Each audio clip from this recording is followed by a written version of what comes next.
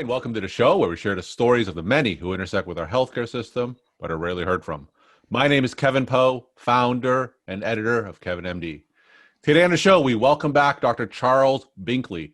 He is a bioethicist and a general surgeon, and he recently wrote the Kevin MD article, The Failure of the U.S. Government's Physicians to Do Good, Avoid Harm, and Tell the Truth.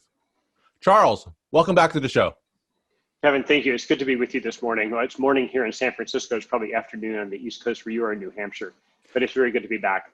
Now, for those who didn't listen to your first podcast, can you briefly share your story to where you are today? Absolutely. So I trained as a surgeon. I went to medical school at Georgetown and did my surgery training at the University of Michigan, and then practiced hepatobiliary surgery here in San Francisco for about 15 years. I was also involved in bioethics from the time I was in medical school through residency and then on into clinical practice, and also involved in healthcare quality. I left practice a little over a year ago, and I'm now directing the bioethics program at the Markkula Center for Applied Ethics at Santa Clara University. Now, the pandemic has brought on so many bioethical issues, and you talk about those in your recent article, The Failure of the U.S. Government's Physicians to Do Good, Avoid Harm, and Tell the Truth. Now, for those who haven't read your article, can you walk my audience through it and share the story of why you decided to write it? Oh, absolutely. So what I was seeing in the public were physicians like Stephen Hahn and Robert Redfield really not necessarily holding up these virtues and these values that medicine has, and things to which they vowed, to which they took an oath. So do good, avoid harm, and tell the truth. Those are sort of the very basic things. And these men are both physicians. And I argue in the article that their responsibility toward these ethical principles, their responsibility toward the profession doesn't end just because they took these public offices and they may not be actively practicing. Their oath transcends that based on the fact that they're physicians. And I also call on our peers, other physicians, to hold them responsible to those principles. Do good, avoid harm, and tell the truth. And there's a long history of physicians holding each other accountable when there are these lapses. And the most extreme example would be physicians who performed experiments on human subjects in Nazi Germany. They were physicians. It was recognized that they had a higher level of responsibility than just an average person, and they were held accountable based on the fact that they were physicians. And I think this transcends, just public officials or people in clinical positions, but also it goes into the boardroom. Physicians who are leading companies, physicians who are leading health plans, biotech, whatever it may be. The fact that you're a physician, I think that there's a greater level of accountability and responsibility, regardless of the position that you're in. Now, there's a lot to unpack there. So can you provide some specific examples from both the FDA and the CDC where you felt that the leaders there may have violated their oaths as physicians? Yeah, so it really is about doing good, avoiding harm, and telling the truth. And so there were these hedgings about things like the convalescent plasma and its potential benefit. There are even very early kind of ambiguous statements about hydroxychloroquine that I wrote about. So it's the ambiguities, the lack of transparency, the lack of truth telling. And it seems to be serving dual purposes. So there's this political drive, and then there's also this really very basic ethical command, duty that physicians have. And so it may be a political post, but the primary duty of those individuals, I argue, is, again, to tell the truth, to do good, and to avoid harm. The same thing came out with some of the CDC guidelines about mask wearing and social distancing and even aerosol transmission of the virus. It's the editing. Truth telling is not only what you do tell, but what you don't tell, what you withhold. And as public officials, they have a duty there, but also public officials who are physicians. One of the things is that they're under a tremendous amount of pressure because their duty to do what is right as physicians is sometimes in conflict with the Trump administration. What ought to be done? What should they be doing? Right. Well, Kevin, there's no physician in the world who doesn't experience pressure, right? Mm-hmm. So I took out people's livers pancreases for 15 years. And so I'm very familiar with pressure and the need to always do good for the patient. And so I think that you just have to have some moral responsibility. I think you have to be able to step up and say, this is wrong and I won't do it. And so what? You fire me. You have to have moral courage.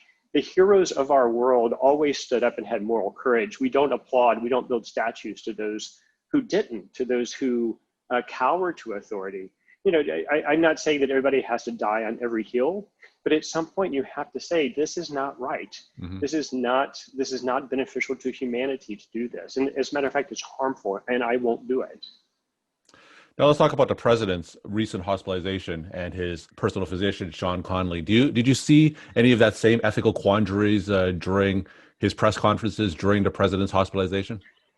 I think that's actually a little bit different. So a personal physician's primary responsibility is actually to the patient. And so Dr. Conley doesn't hold a post in the same way that Dr. Redfield and Dr. Hahn hold posts.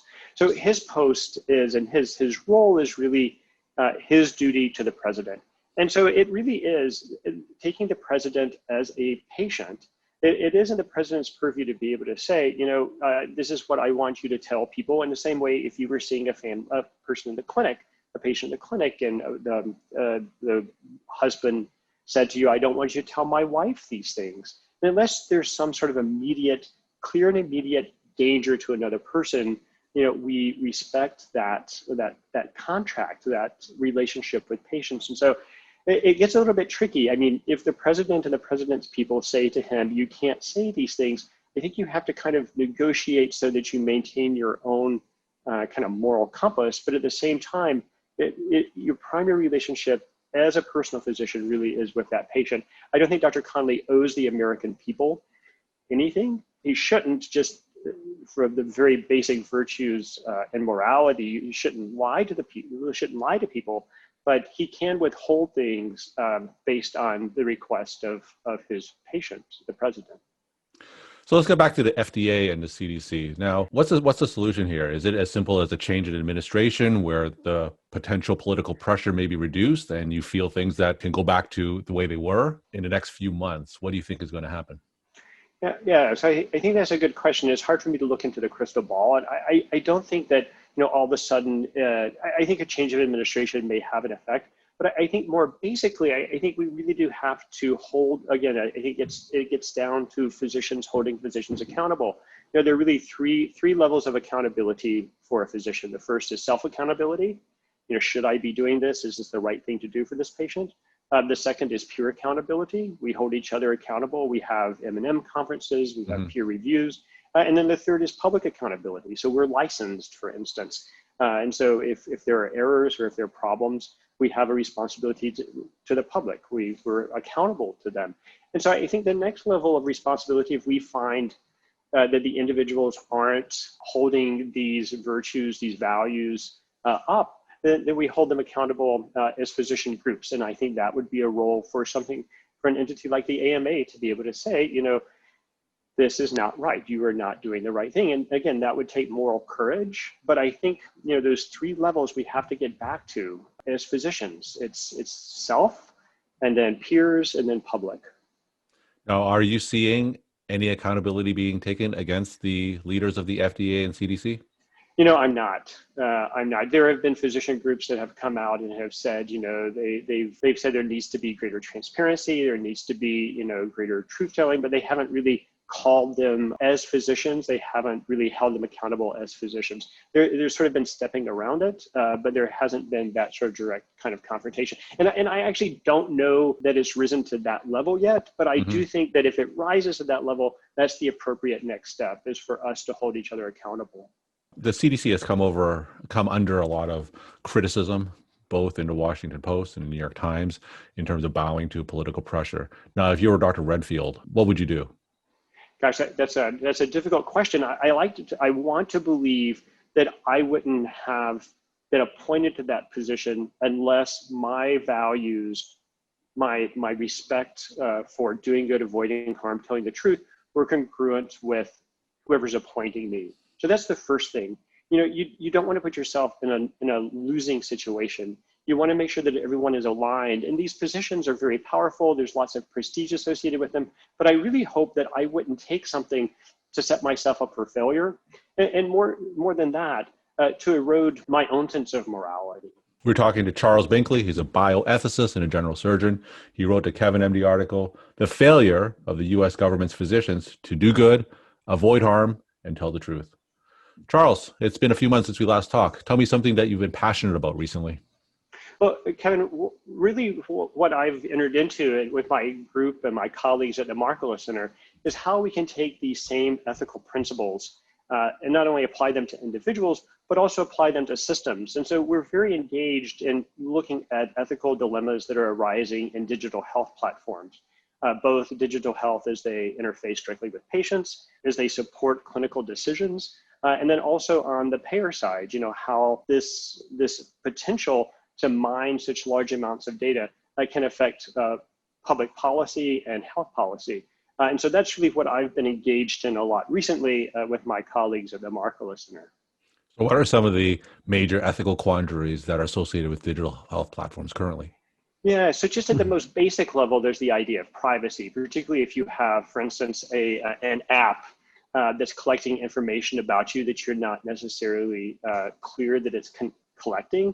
You think about these contact tracing apps that have come up in the midst of COVID. Those can be used in so many different ways. Employers can insist that you use them and examine your contacts to see if you've had any potential contacts, to see if you have your risk of infection. So there are so many ways in which data can be collected without us being realizing it. And so there's the privacy issue.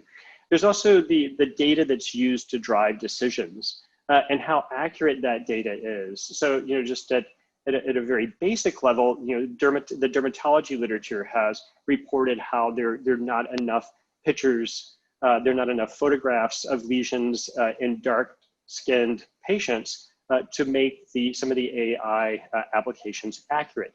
And so that's a biased system. That's a discriminating system because you don't have a representation of the population. And also because dark-skinned patients present with dermatologic disorders or dermatologic manifestations differently than do light-skinned patients. And so that's one example of how. And then the other sort of piece of it is how that information from digital health is then used that's actionable, and what are the actions that are taken based on it, and whether that's ethical. And then the third is really how you hold a system accountable. Do you hold the data input accountable? Do you hold the algorithm accountable? Do you hold the programmers accountable? Do you hold those who make decisions and execute the actions accountable? So that's the other issue within digital health, is the traceability of accountability. So I want to follow up with what you said about contact tracing. So at what point does the public good of those contact tracing apps outweigh the privacy concerns that are associated with them? Yeah, so I think that there has to be consent. First of all, you have to know what's being collected about you.